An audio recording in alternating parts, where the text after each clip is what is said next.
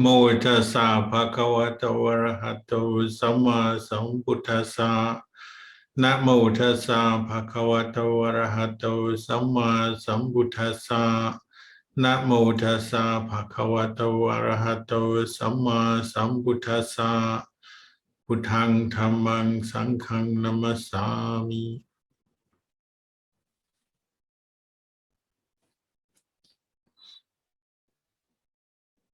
Blessings to you all. Another occasion to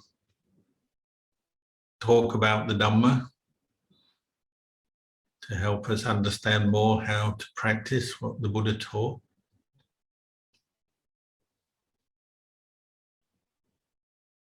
It's very common when you meet people who are new to Buddhism, they'll ask us, if you're somebody who thinks you're a Buddhist or practices Buddhism regularly, they'll ask you, what do you believe? What do Buddhists believe? Which isn't a totally unreasonable question, but it's missing the point of the Buddhist practice and what the Buddha was teaching, because he didn't teach us just to believe. He taught us to develop direct knowledge of our experience, because that's the way that human beings can understand their stress, their suffering, where it comes from, and how to end it.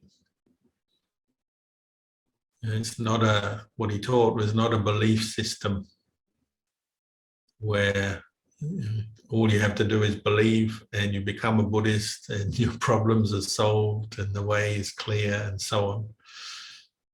Belief plays a role in what we do because we're all starting our practice from a place of not knowing. We're unenlightened individuals. We don't know the Dhamma, the truth yet. And that's why we follow the Buddha. It's our good fortune that we've come in contact with the Buddha and his teachings, and that they're still available to us here in the world today. So we take that as a starting point. Trust in some of the wisdom, compassion of the Buddha. Maybe some aspects of his teachings we've already recognized as true in our own experience. And so we build on that as we practice.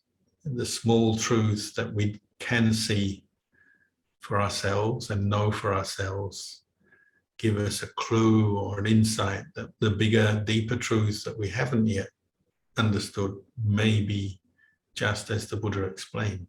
What he has explained may lead on to deeper understanding, because what we've seen, known, understood so far works, does seem true.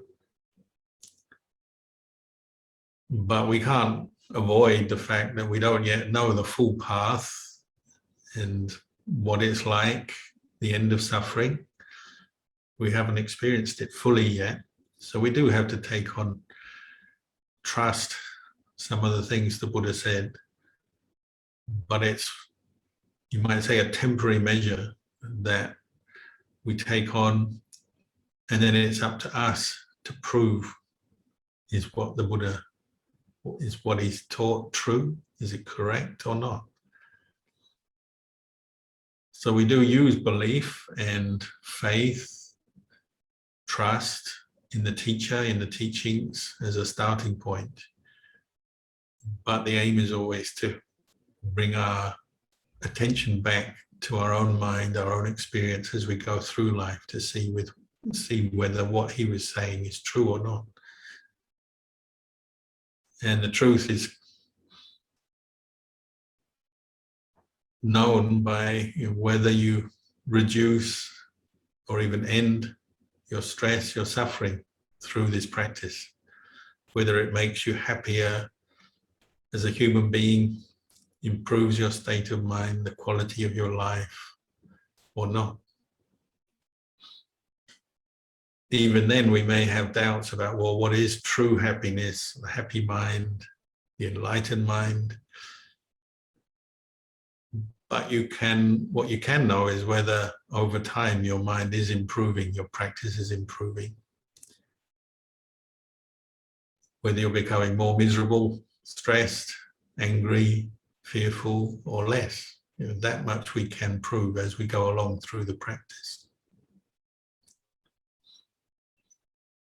So the Buddha was encouraging us to keep practicing, keep developing this quality of mindfulness, awareness, and understanding, wisdom.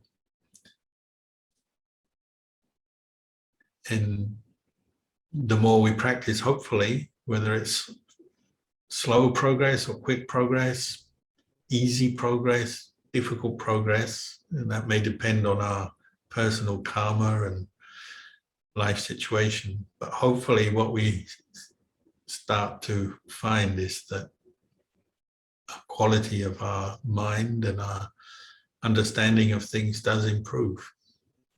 That's the aim of it.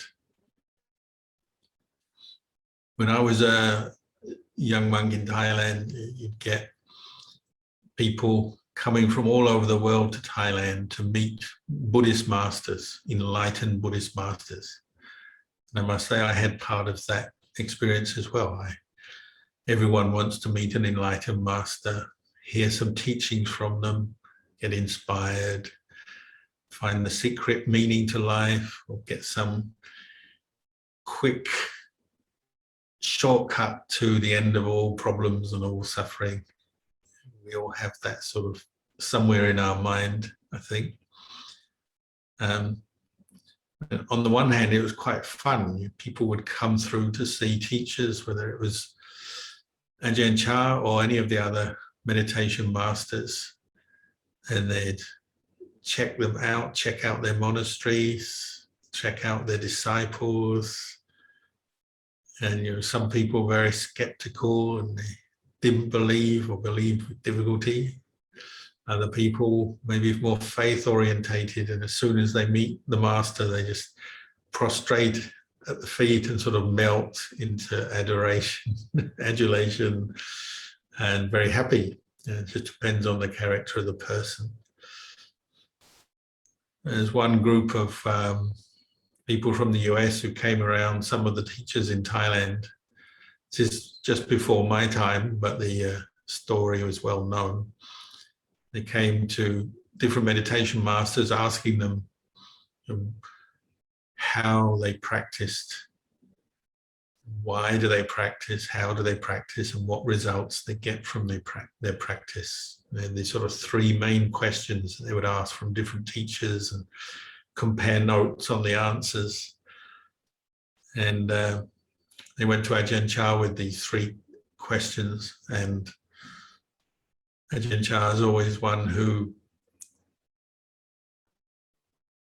you could guarantee you'd be give the unexpected in his answers and be unpredictable, but also very much to the point and give very useful, practical ways to understand better what's going on in life, in our minds.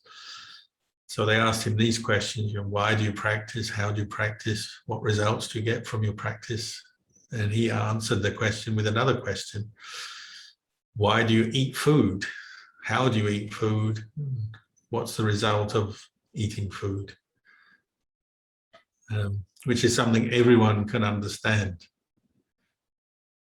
And when we talk about the Dhamma, many of us, especially when we're new, we have a problem is that we find there are terms and phrases and concepts we don't fully understand because we're new and we haven't practiced that much yet. Often there seems a lot of complex teachings. Sometimes it seems quite mysterious, partly because of the language and the way people talk about it and so on. But Ajahn Chah was very good at bringing everyone back down to earth. Why do you eat food? Well, because you're hungry and you need food to survive, to nourish the body. How do you eat food? Well, you get food whatever way you can. If you're a villager in northeast Thailand, you go and grow it or catch it. You pick it from the forest or catch the animal or the insect, the bug. You cook it.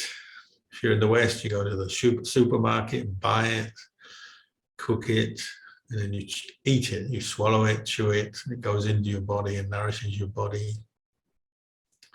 Then how do you feel after you've eaten? Well, whether you're in Northeast Thailand or in USA or Singapore or Melbourne, Australia, or wherever, having eaten food, you feel full.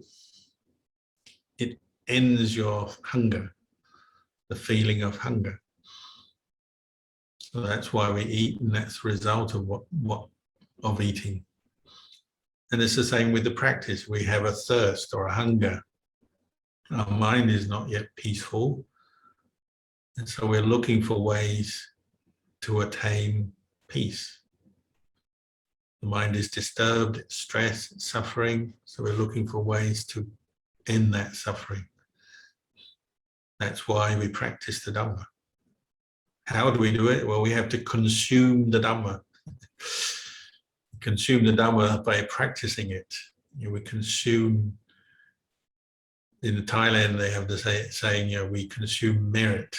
Punya is the Pali word. Merit is something to be generated and consumed. And when we consume it, we feel emotionally and spiritually full. We're making merit, making good karma through the practice.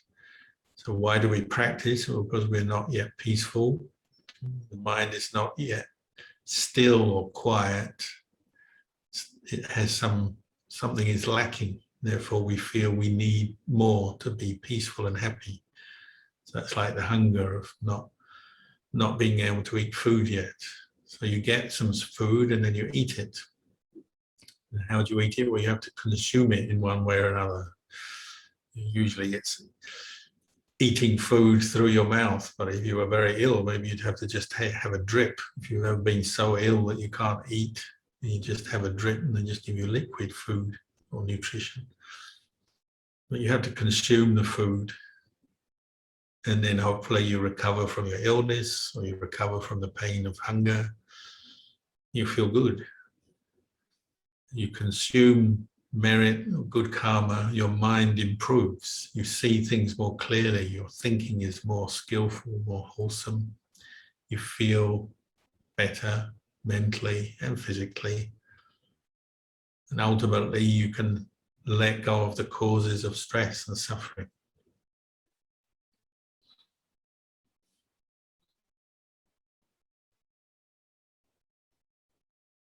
So it's this feeling of lack that we often associate with stress. Stress is a lack of peace. There's something we want we haven't got, or there's something we got that we want to get rid of that we don't like.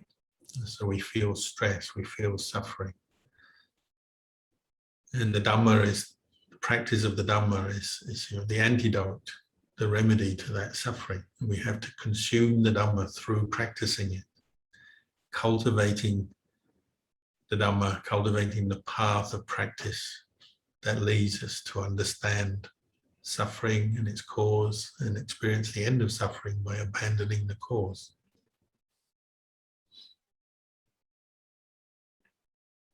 So this is why the Buddha and teachers like Ajahn Chah always were encouraging us to come back to developing awareness of ourselves. Because you can only really remedy this feeling of lack, feeling of unhappiness or stress that's in the mind by recognizing it for what it is. And then coming to look at what the causes are and remedying those causes. Often we don't even realize that we're stressed or suffering.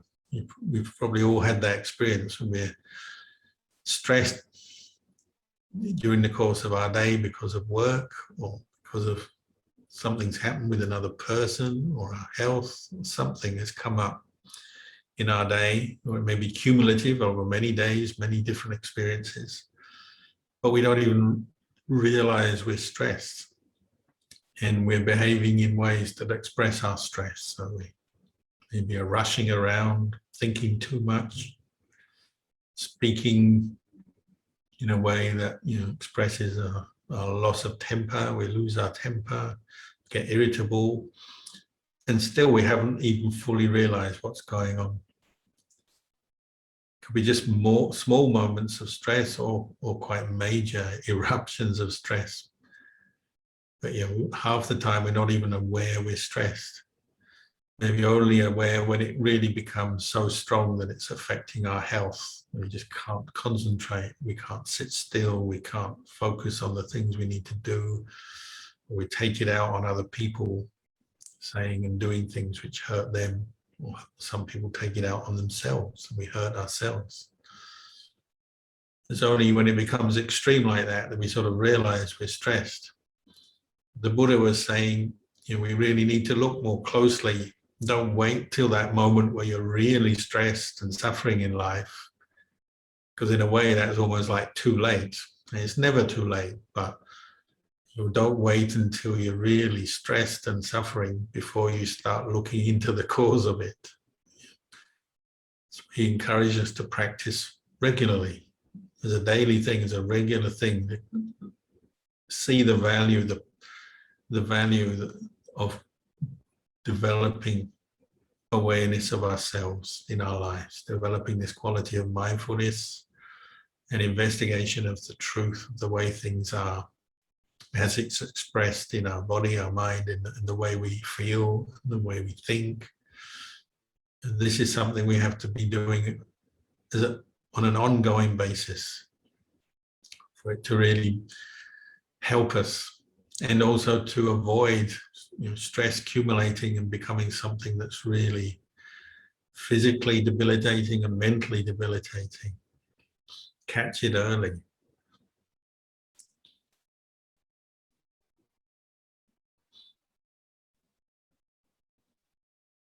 And one of the ways stress comes up and suffering comes up in our life is just through habit. Because we're often not very aware, just through habit, we cling on to our views and our ideals of the way things should be, how our life should be, how we think we should be as a person, how our life should be, where we should be going, how the world should be. And the more you cling to these ideals, the more they can become a cause for suffering. Because the nature of the world is that it's a very uncontrollable place. And we can only influence the world around us in small ways. We can influence ourselves in big ways. Our mind, our body, what we're doing, we have a huge influence on that. But the world out there and how it should be and how it can be improved and so on, we can only do small things to affect that. That's one realization the Buddha encouraged us to bring up, to see how we form views about ourselves. We're clinging to our ideals, our thoughts, our opinions. And if we never investigate this becomes like just habitual clinging. Always assuming things should be a certain way, and then when they're not, straight away we get stressed, we suffer. Even the ideas of happiness we have, we associate it often with things that we can't fully control or that are just impossible to achieve. We all have fantasies and ideas about our life, how it should be, what we see as happiness. Everyone's is going to be slightly different, so I can't describe everyone's idea of happiness, but it can be something general like having perfect health, looking good, perfect body, having enough freedom to do what you want when you want, having the money to get what you want, to have a kind of disease-free, pain-free existence, living in the world, going here, going there, having lots of people adoring you, praising you, being friendly to you, giving you things, giving you pleasant experiences all the time, having every kind of pleasant experience that you can get in this world, all at your fingertips, whatever. We've all got our fantasies of what we think of as happiness.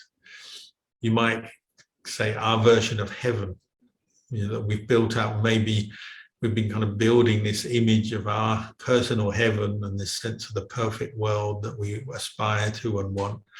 maybe for many years we've been doing it, just building on it, working on it, this image in our mind. Of course, it's unreliable, it will change all the time, but that doesn't matter, we still do it anyway. We build up these ideals, and then of course the real world just never matches it. So if we don't see what we're doing with our mind over our lifetime, then we can, we're just constantly bringing up the cause for suffering, disappointment when things don't meet our ideal, when the fantasy crumbles into reality and it's like only a little bit of what we dream of can we achieve or have. Sometimes it's related also to the past. We even create fantasies about our own past, don't we? We rewrite our own personal history, and we have nostalgia and longing for the past, how we think it was in the past, the good old days and how things were before, when we were younger, or when we lived somewhere else, or with different people, or the world was different, pre-COVID world, pre-9/11 world, this and that, all these kind of memories. But how accurate they are is questionable, because our mind is constantly rebuilding them, reimagining them, adding to them, taking away, and just ideas again. Or it may be the opposite. Maybe our past has been traumatic and had a lot of suffering in the past, so we always remembering this past that was full of trauma and suffering, and maybe using it as an excuse or a reason for why we're experiencing suffering now. It's always been like this. I'm just somebody who always fails, always has problems. My life has always been bad, it's still bad, and it always will be bad. We can create all kinds of ideals about our life. But this is all the world of the mind, isn't it? The world of thoughts, ideas, concepts, memories, linking them together and believing them. So they ask what the Buddhists believe in. Well, really we believe in the power of the mind to know experience as it is, with mindfulness, with awareness, with understanding. And when we develop that, then you also see the limitations of belief. And that includes our imagination and these ideals that we hold to. The world of the mind, the fantasy world that we offer, is so much a cause for our suffering, that we compare the reality of our daily existence with these imagination and fantasies, and suffer endlessly dissatisfied, unhappy with ourselves, who we are, where we got to, what happened in the past. Or some of us are more prone to the future, the worries, the anxiety about what's to come, how bad it will be. It's only going to be bad, worse. Fearing the worst. Depends, doesn't it, how you let your mind run. But all of this is what we call sankhara, mental proliferation. How we allow our mind to be conditioned, and much of it is by the views, the beliefs, the opinions we have that we built up in our lives, that we let run wild in our mind, unaddressed, unquestioned, and without awareness. And this is why the Buddha encouraged us to keep coming back to developing just basic awareness of the present moment. Breathing in, breathing out, how your body is, what you're feeling, and if you're thinking, well, what you're thinking, but to also know these things as impermanent. What is impermanent doesn't last, cannot bring permanent happiness to your mind. What is impermanent doesn't last, it's unsatisfactory, cannot be seen as a self, meaning a self that lasts, that owns things, controls things, what we call anatta. And this is the Buddha's way of dealing with the world of the mind, the fantasies, the imaginations, the ideals that we have. That doesn't mean to say he said don't have any ideals or hold to any views on things. He was encouraging us to see the limitations of them by developing mindful awareness, to see that a belief is a belief, to know that, but then to know it's impermanent, it's unsatisfactory, and it's not a self. It can change. We all have believed things in the past, and then, as time goes by, your beliefs change. Believe what is right and good in the world, may it be modified, changed by our experience, what we learn, what we come across through our lives. And after many years, maybe our beliefs in what we see as right and good can be totally different from what they were 5, 10, 20 years ago, depending how old we are. We all know as kids, our beliefs are changing every day almost. So our delusions about the world are quickly, or many of them are quickly dispelled, just by growing up, becoming more mature, more wise and intelligent. But as we go through life, that process continues. Our views on things, we can change through experience. What we see as happiness when we're one age, later on we can see wasn't really happiness. What we aspired to as happiness and success, later on through experience, sometimes that can change. Our views about ourselves, who we feel we are, how we view our life, change. The one constant thing is the changing nature of views, beliefs, thoughts. They arise, pass away, and they're modified by experience all the time. So the Buddha encouraged us to investigate this through the practice, mindfulness, and developing this quality of giving wise consideration to our experience, not just blindly accepting every thought, every belief that comes into our head, but to consider it. And some of those wise thoughts, wise considerations may lead to deeper understanding, something that's more reliable, true. But to get there, you have to question things and see the danger of just always blindly accepting every thought as true, correct, right, or rejecting every thought, feeling that doesn't fit with your ideal as wrong. Whether it's coming up in your own mind and you sort of suppress it or try and destroy it internally, or whether it's coming from other people. Why is there conflict in the world? It's because we argue over ideas of right and wrong, whether it's politics, religion, personal gain, profit, possessions, land, money, whatever. Because we cling on to views and opinions with the sense of self, we have conflicts in life. We could save ourselves a lot of conflict by just becoming aware of the changing nature of this world, the physical world, and then our mental world. And how do we do that? Well, developing more self-awareness.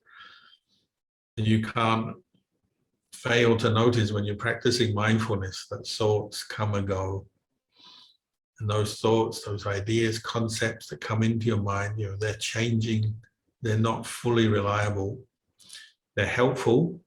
We educate ourselves and learn about this world, of course, by using thought and concepts and remembering things and analyzing things and coming to understand things better. But at the same time, they're also a little bit unreliable. Your memory can go, especially as you get older, you forget things easier. Or you may get illness that takes away your memory or damages it. Your memory isn't 100% reliable. Thoughts are conditioned things, aren't they? It depends what you've been looking at, reading, hearing in your life will be affecting how you think, how your experience of the world goes, the pleasures, the pains that you experience will affect your thinking and so on. So the practice of meditation, particularly developing mindfulness, reflecting back on the sankhara, the conditioned nature of the mind, or what we call mental formations, mental constructions, reveals this to us, reveals the impermanent, changing nature of the world as we see it through our own mind.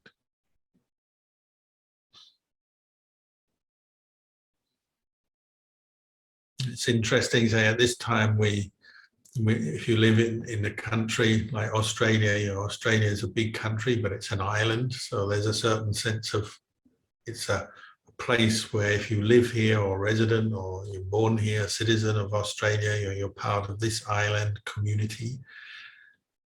But then we have states, different states in Australia. People are divided up into the state they live in. So here we live in Victoria, and then there's New South Wales and Northern Territory and Queensland and so on.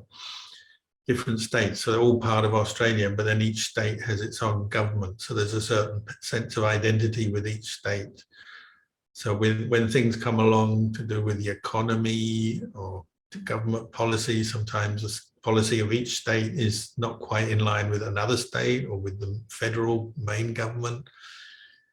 And you start to see these distinctions and sometimes even arguments, conflicts over things. So say like with COVID, which state gets most vaccines, who gets them first, who gets more, what each state's policy is towards travel and the different rules and regulations around COVID. And you see how people will attach with this sense of identity to, I am from Melbourne or Sydney or Brisbane or wherever it may be. And that sense of personal identity comes up in the mind, doesn't it? It may stimulate negativity towards another group simply because they live in another part of the world, part of Australia. And that goes on all over the whole world, doesn't it? We have national identity and groups of people take control of land. So sometimes we get armed conflict just over land, which is just physical earth. It doesn't know anything, doesn't have a name on it, doesn't know anything, and yet human beings are happy to fight over it, and what that land means to them, the ideal, the image they have in their mind that this land has always been mine, my ancestors' land, or so on. We do that, don't we? Nowadays they're fighting over the Antarctic. Who's going to get the Antarctic or the Arctic Circle, the resources there? So people go and they stick their flag in the ice. Maybe by the time we can get the resources out, the ice will have all melted away anyway. But it's just land, but human beings have this habit. They don't realize what they're doing. They build up attachments to ideals and identities based on land, nationality, and so on. And it can bring so much suffering. Physical suffering if there's conflict, physical suffering over the distribution of resources, competition, economic competition, or mental suffering just over your identity is challenged, or you have anger because somebody doesn't respect your identity or who you are, your group, your country, your state, your government, whatever. All of this originates from the human mind, forming attachments and identification with sankhara, mental proliferation, claiming things, believing in things, naming things, and taking it to a point where occasionally we even hurt each other for it. It is very sad, and it doesn't have to be like that. If you practice mindfulness regularly, it's very difficult to think of having an armed conflict with someone over an opinion like who is right or wrong over a piece of land like the Arctic or something like that, or even some of the government policies. You may have your disagreements and have views on what you think is better or worse, but the thought of actually getting angry and having conflict over just a policy or an opinion quickly fades as you practice mindfulness, because you realize the problem is not the policy or the opinion so much, it's the attachment to it. And that's a mental thing that comes up in your own mind, isn't it? You can say, oh, I blame it on the government, they brainwashed me, or this group of people or that group of people, they gave me my opinions and my identity. And sure, they'll be part of the story and part of the causes and conditions that led up to your particular attachment. But ultimately, an attachment is a personal thing, and it's coming from delusion. We simply don't see or don't realize what we're doing, and so we suffer. Someone once came to Ajahn Chah and said, oh, I have so much problem with delusion. You know, everything seems to stem from delusion, but I just can't see it. I don't see delusion because it's deluding. You know, I don't know where it is. And Ajahn Chah said, you're like somebody riding a horse and you don't see the horse. It's there all the time, conditioning our mind, a lack of awareness. And so his answer was, we'll practice more awareness, develop more mindfulness, and more use your intelligence to investigate the truth and develop more wisdom. It's the only way we can see how attachments and clinging come up in the mind and where suffering comes from. So you cling a lot, you attach a lot, you suffer a lot. You cling a little, you suffer a little. If you give up your clinging, you don't suffer at all.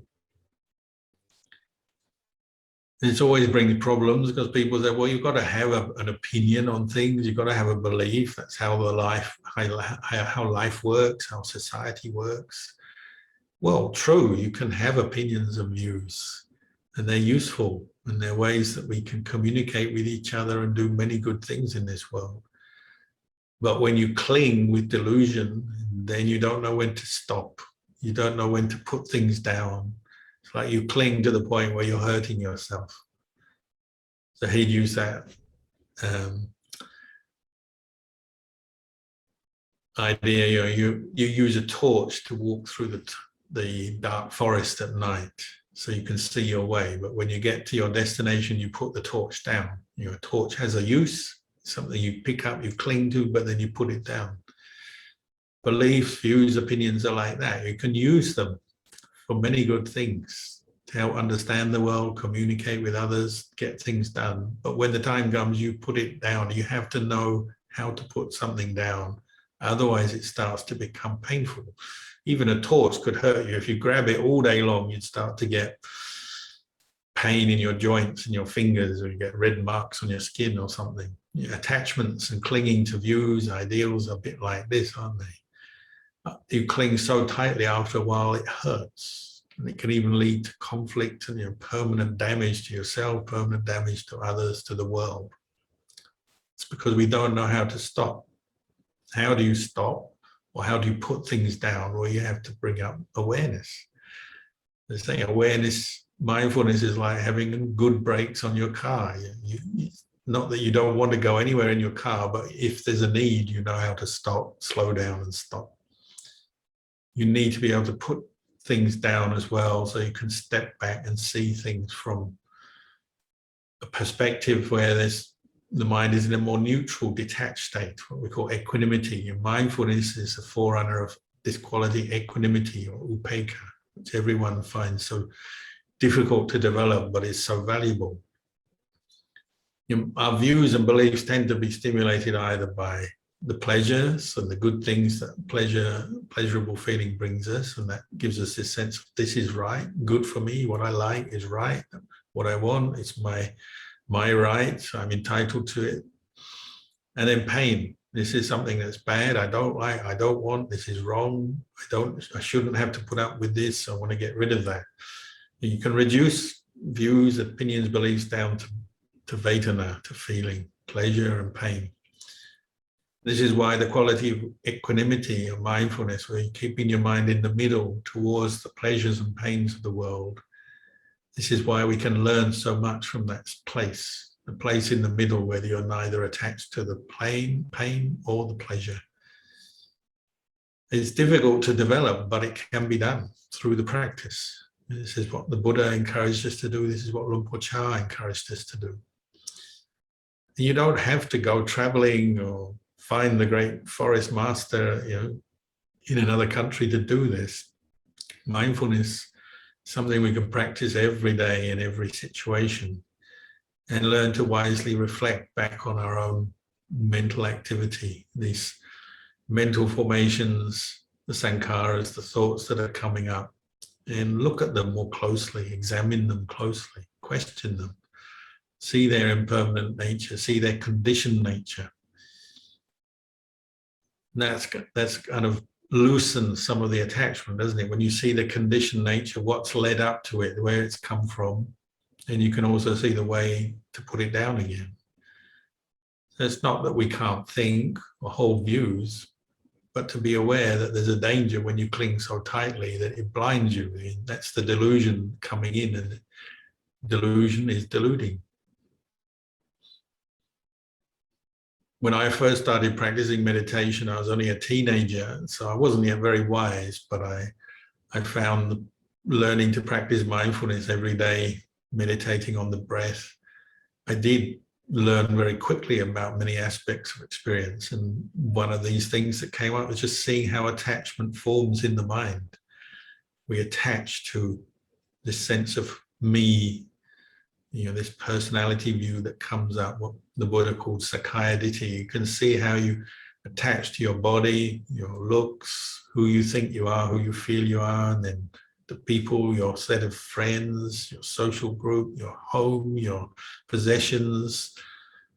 I started to investigate that quite naturally, because you see it as you become more mindful. You start to see it, how attachments form in your mind and how they can easily lead to conflict in yourself, conflict with others. And at that time, I was only 17 or 18. I went with a friend. We went to Africa, traveling just as an experience to learn a bit about part of the world that had no direct experience of. And someone had encouraged us to go to the country of Uganda. They said, oh, it's a very beautiful country and the people are very good. So we went there. Unfortunately, it was a country that was experiencing civil war at that time. But everything we heard seemed to be true. The people were very kind, very nice people. There was a lot of beauty, natural beauty in the country, mountains, lakes, beautiful jungle. But it was the wrong time to be there, perhaps, because there was civil war and it wasn't a very peaceful place. But there was one day we wanted to see a bit of the beautiful jungle. And so we went out, we took a pineapple as a picnic lunch, and we're just walking through the jungle, going for a walk in the bush, having a look at the trees, the birds, the landscape. And it was very beautiful. And we're going along minding our own business. And suddenly out of the blue was this really aggressive shouting from a distance away, maybe 100 meters away up on a ridge. And we looked up and we could see a couple of military vehicles, and there was soldiers there, big machine guns and lots of weaponry, and they're all shouting at us, pointing their guns at us. And we just froze, not knowing what was happening. And they ran down the hill to us, and they had a boss, top dog soldier, a very large man, shouting at us with a very fierce look in his eyes, totally disgusted with us, as though we were something really bad. And he sent his deputy down with a few soldiers, pointed all their machine guns at us, so we had to put our hands up, not sure what was going to happen. And they said, "What are you doing here?" And we actually felt quite calm, because we were totally innocent. We just said, well, we're just coming here for a walk in the bush to have a picnic with our pineapple, holding our pineapple up as evidence of our innocence. And they were so astonished. They just never met anything quite like this, I think. And they said, do you know the only people who come walking through this area are the opposition militia who come to shoot us? And we had heard shooting and explosions every night. We'd been there, so we didn't disbelieve them. We said, well, it's just a very nice jungle. We just wanted to have a look at the bush and get a bit of the experience of Uganda. And they liked that. They could see we liked the country they lived in. But they said, well, you're in the wrong place. We were going to shoot you as enemies. You can't stay here. And talking to them, gradually they calmed down. And in the end, they were very kind, very nice people. And they showed us through the forest. They didn't send us away or arrest us. They just showed us through the forest to a place. They said, this is a safe area where you can look at the views, enjoy the forest without any risk to yourselves. So it was a happy ending. But that afternoon I meditated, because I was meditating every day in those days. And I meditated, and it was just so clear that people, when they do get to the point of having armed conflict through politics, tribal matters, I didn't fully understand what the causes of the civil war were, but I could see people will fight bits of land that are actually very beautiful and very peaceful, very nice kind of land, but they all have their own view of this land. You know, my land, and you're not your land, and you're my enemy. I don't want you here. And unfortunately, they were killing each other. You know, civil war is like that. So it's very sad. All over possession of the land, possession of power, resources, you know, the things that we fight over as human beings. But I was meditating, sitting on that very land and thinking, this land just doesn't know anything about this. This land is just what it is. It's always been here. It's, you know, before the war it was here. After this war's finished, it's going to be here. Human beings just get so caught up in their ideals, their views, that they end up in conflict, fights, arguments, even wars. It seemed so clear to me then.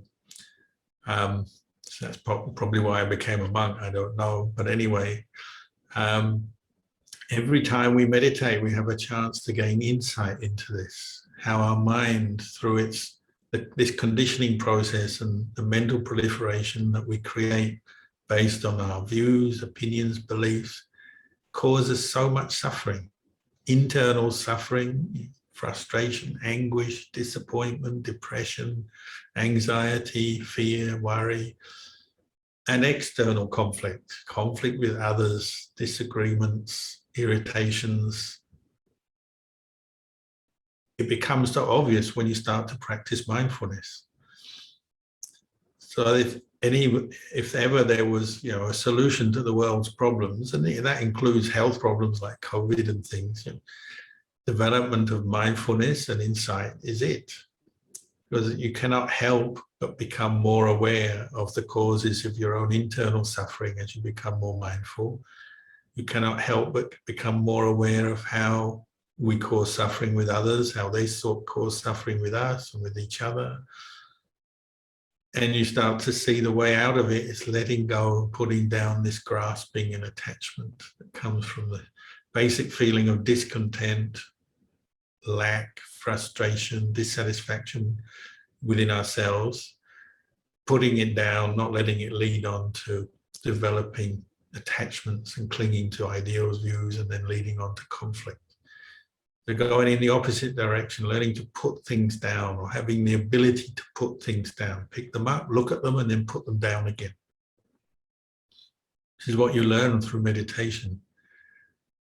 And we all need more of this because we're all still suffering. It's not like anyone is any better off or worse off, really. We tend to see things all in terms of material success nowadays. So somebody who has money, power, influence must be better off. They must be somehow higher up in life. And those in poverty and with no money and no influence are probably worse off. And there's obviously some truth to that, but really it's about how you look after your mind. Now, as we know, sometimes people who are still living in great poverty, but they have many skillful qualities they develop because of their faith in practicing mindfulness, keeping precepts, learning about the experience, they can actually find great contentment and peace. You know, coming from Northeast Thailand, practicing there for many years, you have the privilege, the good fortune to meet lay people who are from a background of poverty and have very little money or material resources to their name, but they can attain deep states of samadhi. They can experience profound peace from letting go.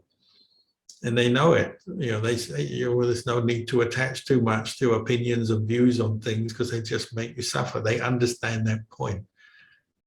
You don't even need a great education to understand that point. Great education can be very useful and you can do a lot of good in the world with it, but it can also confuse you.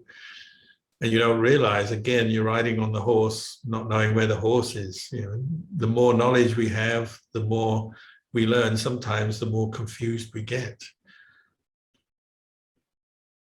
So sometimes just seeing somebody who lives quite simply, quite ordinarily, but dedicates their life to a practice of developing sila, samadhi, panya, developing mindfulness and wisdom, can give you a very clear understanding that the ultimate way to end stress, end suffering for human beings is by looking after this mind, learning to let go of what we cling to. We cling to the body, our health, we cling to our material wealth, we cling to our ideals, views and opinions, self-view, beliefs. Whatever we cling to, we suffer with. The less we cling, when we can see clinging is the source of suffering and we let go, the more peace we experience. It's our good fortune that there's been the Buddha and teachers in the world who seem to have practiced this, and they all say much the same sort of thing. They have their own character, their own way of expressing it, but they say the same sort of thing. When you let go of clinging and attachment, your mind is free. When your mind is free, it's peaceful, it's happy within itself. The more you cling, the more stress, the more suffering you have.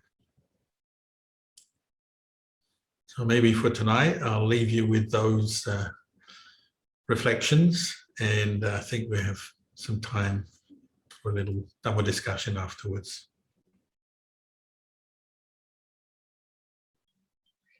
Handamayang Dhammakataya Sadhukarang Dadamase